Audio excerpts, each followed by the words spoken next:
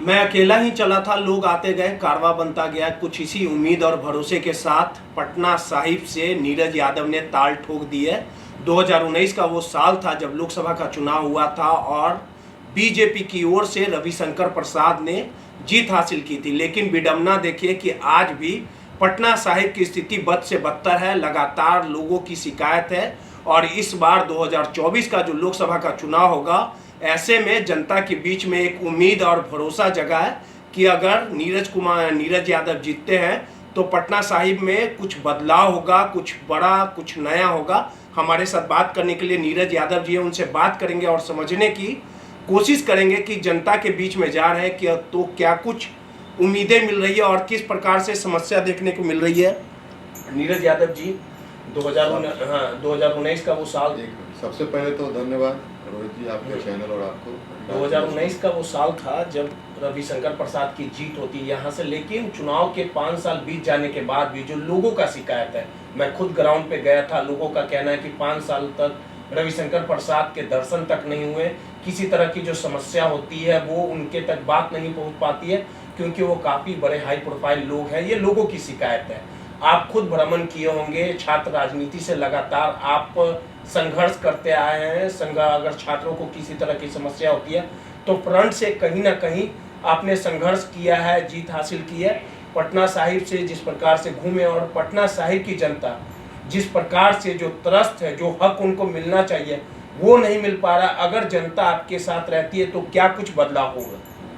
देखिए, आप जो ला रहे हैं ना कि ये रविशंकर जी का बात नहीं, ये एक पार्टी के कब्जे में ये सीट 2009 से है, ठीक है ना। उस समय इसी पार्टी का मतलब सांसद थे, चाहे जो थे, नाम तो सब लोग जान रहे हैं, नाम का नहीं। तो निराशा वहीं से शुरू होती है। निराशा इसलिए शुरू होती है कि ये नेता को तो ये लोग लाए ही नहीं, कैंडिडेट को बनाए ही नहीं किसी नेता को। पहले बार जो बने 2009 में वो शत्रुघ्न सिन्हा थे। पूरा उनका क्या है जानते हैं, उनका ट्रैक रिकॉर्ड। वो नेता वाले किससे नहीं आए हैं, वर्कर ही तो किए नहीं है। आम जो लोगों का समस्या है या गली मोहल्ला पगडंडी, पटना साहिब है तो रूरल भी है और अर्बन भी है, तो वो तो कोई दर्शन किए नहीं। मुंबई से आए, टिकट मिल गया उनको, अपना चुनाव जीत गए, पहले से भी जीतते आ रहे। तो यहाँ कोई नेता अभी तक कृपाल जी के बाद 2004 में जो कृपाल जी जीते, या पहले देखिए पार्टी पे नहीं, जैसे सीपी ठाकुर थे, तो वो भी कुछ ठीक थे, डॉक्टर तो थे लेकिन ठीक थे, वो थे नेता थे। लेकिन जो 2009 से जो यहाँ लोग आ रहे हैं, लोगों को भेजा जा रहा है, तो नेता तो आया ही नहीं। तो निराशा तो बट ऑब्वियस है कि आएगा। तो वो चाहे वो क्या नाम है, शत्रुघ्न सिन्हा हो गए, 2 टर्म हो रहे हैं। फिर ये रविशंकर जी आए, 2019 से आए हैं, 5 साल का जो कार्यक्रम है। तो ये घूमेंगे ना, तब ना समस्या देखेंगे तो उसको उठाएंगे जाके लोकसभा में। तो बताइए कि इनका ट्रैक रिकॉर्ड है, एक समस्या 5 साल में 5 गो क्वेश्चन, क्या 0 है इनका, कोई भी प्रश्न नहीं है। कितनी उम्मीद के साथ लोग वोट इनको जो देता है, कितना नहीं, इनके वर्कर भी काफ़ी निराश है। यहाँ बहुत सारा चीज़ है, समस्या तो अंबार लगा हुआ है, लेकिन इनको दिख ही नहीं रहा है। निकलेंगे, अपने बाहर निकलेंगे तब ना। कैबिनेट के जो लोग हैं, तो नेता तो है नहीं, एडवोकेट हैं। और एडवोकेटिस में इनका भी एडवोकेट का जैसे कोई होता है ना कि लैंड मार्किंग एडवोकेसी, कोई केस को ऐसा जजमेंट दिला दिए हो अपने लॉजिक देके कोर्ट में जज के सामने, वैसा भी इनका कुछ नहीं। तो सवाल उठना तो लाजमी है, कोई पहला टर्म का बात नहीं है। जिस प्रकार से लगातार बीजेपी कभी शत्रुघ्न सिन्हा, कभी रविशंकर प्रसाद को टिकट देती है, जनता जिता भी देती है, लेकिन जनता तक कनेक्ट नहीं हो पाते हैं जो जनता की समस्याओं को समाप्त होना चाहिए था। लोकसभा का बात नहीं है, ये विधानसभा की भी वही स्थिति। आपको याद होगा कि जिस प्रकार से शत्रुघ्न सिन्हा के बेटे को टिकट दे दिया गया था, तो कहीं ना कहीं जो हाई प्रोफाइल लोग हैं, वो कांग्रेस हो या बीजेपी हो, सबकी स्थितियाँ जस की तस देखने को मिलती है। लेकिन जिस प्रकार से इस बार लोकसभा का चुनाव हो रहा है, कांग्रेस और बीजेपी की एक ही इसी टाइप के उम्मीदवार रहते हैं, तो जनता आपको इस बार मौका दे रही है। तो कहीं ऐसा भी तो नहीं होगा कि जनता अगर आपके साथ जाती है, हर समुदाय के लोग जुड़ रहे हैं, आप खुद डोर टू डोर जा रहे हैं, तो आपको भी अगर जनता जिताएगी तो उसी तरह की वस्तु स्थिति आपके साथ भी तो नहीं होगी। विरोधी इस प्रकार का भी निशाना साध रहे हैं। अब बताइए कहाँ जाएंगे हम? जन्मस्थली कर्मस्थली सब यही है, तो जाएंगे कहाँ? नहीं तो अगर जनता के मुंबई बीच में में रहिए। जनता ही के बीच में हम हैं ही। आप 90 से छात्र जीवन से लेके अभी तक का देख लीजिए, हम लोगों के बीच है। आप भी जा रहे होंगे तो आपको लग रहा होगा कि हाँ, लोग कहता है कि हम इनको जानते हैं, by face, by name, by working, सब तरह से लोग जानता है। कंप्लायंस भी हमारा है जनता के बीच में। भले हम एकेडमिक रूप से अभी आए हैं चुनाव लड़ने के लिए, लेकिन जनता की समस्याओं के लिए तो हम निदान के लिए प्रयासरत रहे अपने स्तर से। और जनता अगर मुझे पावर देगी तो फिर जो ब्यूरोक्रेसी का जो सिस्टम है उसको एक्टिवेट किया जाएगा अपने पावर से।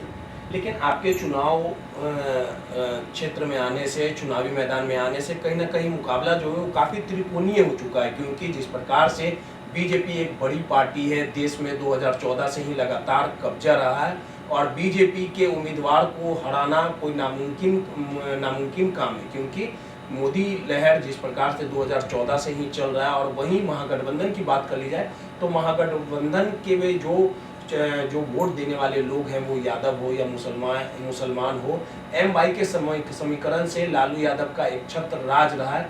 और आप जिस प्रकार से चुनावी मैदान में आए तो लोगों को कहीं ना कहीं उम्मीद है, लोग ये भी कह रहे हैं कि जो पहले के जो उम्मीदवार थे उन पे भरोसा जताया, काफ़ी कुछ जो स्थितियाँ सुधरनी चाहिए थी वो नहीं सुधर पाई। तो आखिर कैसे मुकाबला आप कर पाइएगा? एक तरफ मोदी का चेहरा है, एक तरफ लालू यादव का चेहरा है। काफी लंबा प्रश्न करते हैं, प्रश्न 1 बाई 1 देखिए। सबसे पहले तो आप बोले कि त्रिकोणीय, त्रिकोणीय का यहाँ बात कहाँ आता है? लोग नेता को खोज रहा था कि कोई नेता है। आप प्रोफाइल देख लीजिए, रविशंकर प्रसाद जी हैं, नेता है क्या? नेता का जो डिफिनेशन होता है उसमें फिट है क्या? वो एडवोकेट हैं, बताए ना आपको, इसके पहले भी हम बताया कि एडवोकेट हैं वो। तो नेता तो हम जनता के बीच में रहे हैं, चाहे जिस रूप में रहे हैं, तो नेता तो हम ही हैं। उनको तो समस्या दिख ही नहीं रहा, निकलेंगे नहीं, शुरू से वो नेता वाला कोई तो उनमें है नहीं। तो त्रिकोणीय कहाँ? अगर लोग के मन बना लिया है, लोग इस बार सिंगल है, सिंगल प्रोफाइल देख लीजिएगा। और डिफिनेशन जो होता है ना नेता का, उसमें देखिएगा कि कौन उस डिफिनेशन के अनुसार 100% फिट बैठते हैं। फतुहा बख्तियारपुर भी आप घूमे और वहाँ की स्थिति काफ़ी, जो ग्रामीण इलाके की है वो काफ़ी समस्या है, अस्पताल की व्यवस्था नहीं है, शिक्षा का स्तर लगातार गिरते जा रहा है। वहाँ किस प्रकार से समस्या को दूर किया जाए, क्योंकि जनता वहाँ से लगातार कनेक्ट हो रही है आपसे? देखिए, पूरा निगेटिव बात नहीं है, शिक्षा में तो कुछ सुधार का प्रयास हुआ है, लेकिन काफ़ी सुधार का भी ज़रूरत है। सुधार का प्रयास हुआ है चूँकि बीपीएससी से बाहर टीचर लोग हुए हैं, तो उसका जो शिक्षा में जो सुधार की है ना, सुधार की ओर अग्रसर हमको लगता है कि जो टीचर लोग आए हैं ना, शिक्षा में तो कुछ आशा है, लेकिन हम जब आएंगे ना तो उसको और मॉनिटरिंग करके अच्छा सुधार दिलाएंगे। और दूसरा चीज़ की एक जन शिकायत जो सांसद का एक होता है ना, उसके लिए हम एक सेंटर रखवाएंगे, जन शिकायत केंद्र। बाज़ाब्ता ईमेल हो, टोल फ्री नंबर हो या लेटर से हो, वो या फिर अगर ऐसा अगर कोई मेजर प्रॉब्लम हमारे लोगों को होगा तो हम फ़ोन पे बाज़ाब्ता के कहीं भी रहेंगे ना तो फ़ोन पे आकर हम सुनेंगे और उसके निदान के लिए प्रयास करेंगे। सीधे तौर पे मतलब 24 आवर का जो होता है ना जन शिकायत, सांसद के द्वारा जन शिकायत केंद्र का स्थापना हमारा रहेगा 24 घंटे में निपटारा हो जाए। 24 घंटा में। चलिए, सीधे तौर पे नीरज यादव जी थे। जिस प्रकार से पटना साहिब का जो मुकाबला होगा 2024 के दंगल का, उसमें कहीं ना कहीं कड़ा मुकाबला होगा। और जिस प्रकार से नीरज यादव के ताल ठोकने के बाद लगातार वो जनता से कनेक्ट हो रहे हैं और जनता का जन समर्थन भी मिल रहा है, और उन्होंने सीधे तौर पे ये ऐलान कर दिया है कि अगर हमारी जीत होगी तो पटना साहिब की जनता की अगर कुछ भी शिकायतें होगी उसे 24 घंटे में दूर किया जाएगा। कैमरामैन अयाज के साथ रोहित भटाने।